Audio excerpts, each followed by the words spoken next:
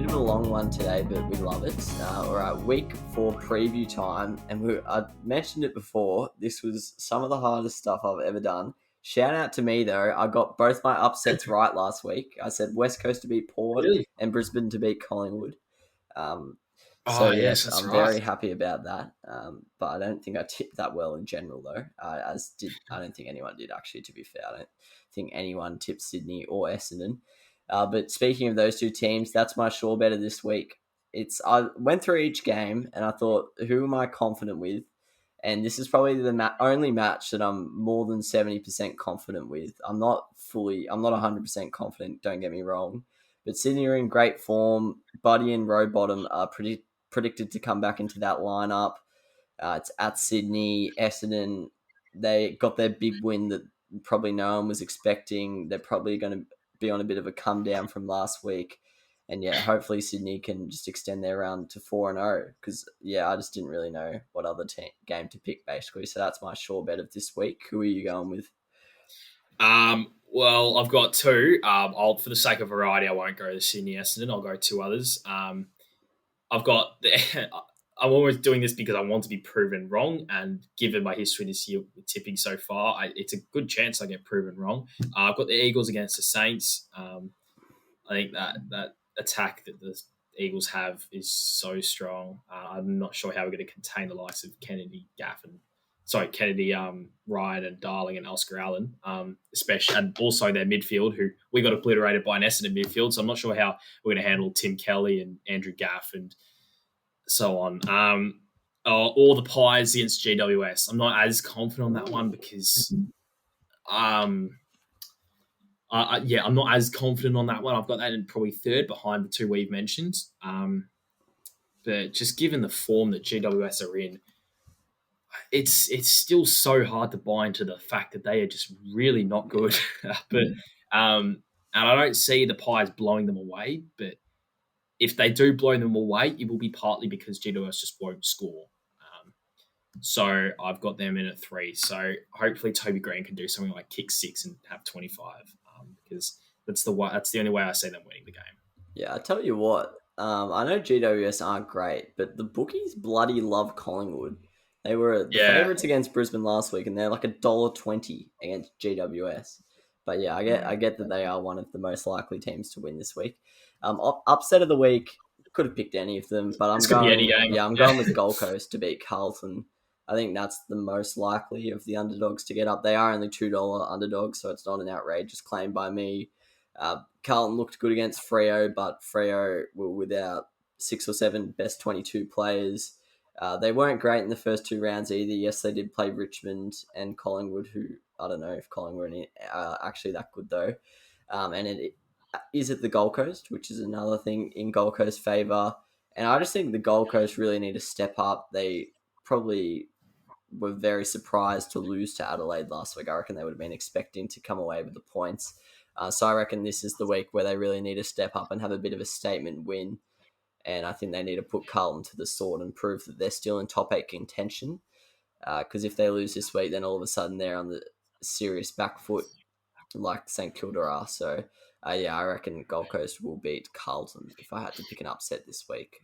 Who do you like here? Like we said, could basically be anyone, but who do you think is most likely to get up? First of all, I hope otherwise because I kind of have money on Carlton, 2-leg multi with the Eagles. All right. To essentially make my money back for a few lost bets over the past day or two. So fingers crossed the Blues actually get up there. I think they will. I think the loss of Jared Whitson, that's actually true. Hurts them. That's true. Chris Burgess. I think BH. Yeah, exactly. I think Big H Mackay up forward can hopefully kick a few. I think Paddy Cripps and Sammy Wildfield will just have it on a string. That's true. Hopefully. And Adam Sard on his own deck, old deck, can stream through the back line. But I'm surprised at these odds. Richmond is $2.35. Yeah, what the hell is that about? Like, that's outrageous. I'm not sure if the footy betting community or anyone suffers from sort of short-term memory loss or whatever, but Richmond don't ever have 2 bad performances in a row. I think there was some weird quirky stat where Richmond have lost like their last round three games by like over 5 goals or something like that. Like last year was against Hawthorn, this year was Sydney, and I think 2 years ago it was to someone else by like nearly 50 points. I think it was. And they always back it up. It's like after 1 week we've all suddenly jumped off Richmond bandwagon. We saw how poor Port were on the weekend. And yes, I've said I'm a big believer of this massive home crowd advantage, especially the Adelaide teams at Adelaide Oval. But Richmond had this guy, I don't know if you've heard of him, called Dustin Martin, who has the capability, yes or no? Rings a bell. Who has the capability to, kick 5 and have 20 or 30. And I think this week he's going to do that. He was quiet in the Sydney game. Looked like he was jogging a fair bit of the game. Didn't work massively defensively. I reckon I would have gotten a bit of a talking to from Harwick because it obviously was nowhere near the same extent as the Saints game, but I think they did lack a bit of sort of effort at times. There wasn't as much work in the defensive 50 from their mids and actually their defenders at times sort of manning up and stuff. I think that's the reason why there were a lot of marks from their Sydney's forwards and just players going into the forward line, like Wicks, for example. I think Tom Hickey had a few easy ones. But I still reckon that these $2.35 odds for Richmond are just very disrespectful to the quality of side they are. They did beat Port in a prelim last year at the ground, similar conditions. The lineups haven't really changed at all. So I think his $2.35 odds are great because, you've got Dusty Martin, you've got Rewalt and Lynch as a two-pronged attack. Lynch hasn't done much this year, so no better time to fire up than now. And Port are obviously pretty reliant on Dixon when they go forward.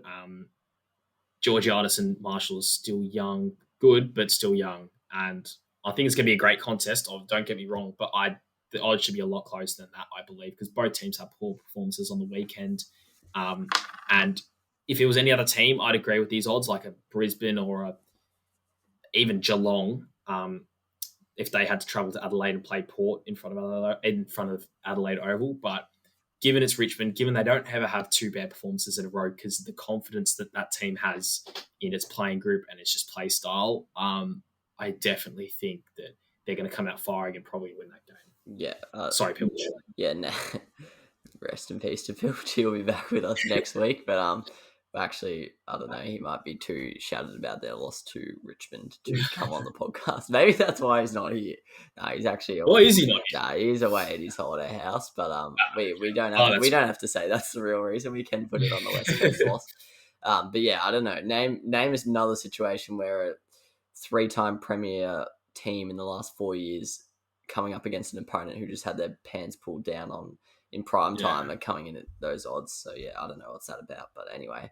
All right, game spreads. You can basically just pick any one here, but I'm going to point out some of my favorites. Just like you mentioned, Richmond in head-to-head are great odds, but Richmond at plus 8.5. Yes, it's obviously $1.90 odds, but to get that 8-point buffer, I think that's outstanding. Other ones I like so Geelong versus Melbourne. Not sure who's going to win it, but you'd have to think Geelong, even though they're not playing well at the moment. So they are only 4.5 point favourites, so less than a goal margin of victory, pretty rare. So I like Geelong in that one. If you think St Kilda have just had a few blips in the radar, they do have a 17.5 handicap, so could back them in there. But yeah, other ones I like, GWS plus 25.5. Yes, they've suffered a lot of injuries, but most of their games have been fairly close, even though they have been outplayed in most of them. So that's a pretty big margin, and also Collingwood aren't that great, I don't reckon. I think North could bounce back against Adelaide, so plus 20.5 there. I think that's also another spicy one. Any other ones that interest you? Oh, I think this Eagles at less 17.5 is like that way. Interesting. Yeah, unfortunately. It could just be me wanting to be proven wrong. But this less 17.5 looks very tasty. I think if the Eagles are going to win, it's going to be convincingly. It's going to be by 5+ goals. So I think this line is at least a couple of goals under what it should be. So I think the likes of Darling and Allen and Kennedy and Ryan, I think they're going to kick. Let's make a prediction. I reckon they'll kick 12 goals between them, unfortunately. And it's going to be tough to win if that happens. Yeah, exactly. I hate to say that. Oh, yeah, I hate to say that, but I think it's going to be 12 goals between them. I'd love to be proven wrong, and I'm almost saying this because I want to be proven wrong, because I haven't barely got a prediction right this year. So hopefully I can stay consistent with that, and we can come out and fire and restrict them, and then we've got our mojo back. We prove all that doubters and haters like myself wrong. But yeah, I'm going to jump on that. Or I might not jump on it, but I'm going to watch that less 17.5 line. How many does Tex kick against North? Oh, it's a big question this week, isn't it? Yeah. Jeez. Out of all, the funny thing is, he's kicked, what is it, like 2 bags of 5 and a bag of 6 or something like that? Yeah. So like that. I think it might be 2 bags of 6 and a bag of 5. But the funny thing is, out of the 4 games, this is the easiest for him to kick the bag in. So I think it's going to be. Well, I think you can almost lock in 3 minimum. I think it's just going to be another 6, and then someone like another casual 6, and then someone like McAdam or something's going to kick 4 as well. I actually love McAdam. I tell you what, I had him for an any time on the weekend, and he was so frustrating because he didn't see it for the first quarter and a half, and then he finally took a great mark on the boundary 45 out and slotted. I thought, thank God, but I'm never putting him in another multi again because. As much as he won it and he kicked 2 goals, he just doesn't find the footy that much at all. So he gets to the forward 50. I'm just screaming, where the hell are you, McAdam? And there was at times he found himself in the back line. I was pulling my hair out, but he got it done before halftime. So, yeah, I think Tex in for 5 or 6. Yeah, pretty standard, but yeah. Yeah, no, that's interesting. Could very well be 10. Another smoky we haven't touched on too much. We talked about CJ Giath, but Hawthorn.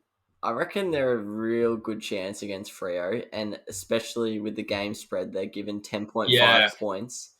I just don't think Hawthorn will keep losing. So I think there's a win around the corner, and it's just a matter of time. Freo is tough, and Fife's probably back, but they've still got a lot of backline injuries. Hawthorn look good against Geelong, especially in that second half. So I reckon Hawthorn with the spreads, definitely very interesting. It's a miracle! Oh, yeah! What about that one? No! Unbelievable! Balotelli! Aguero!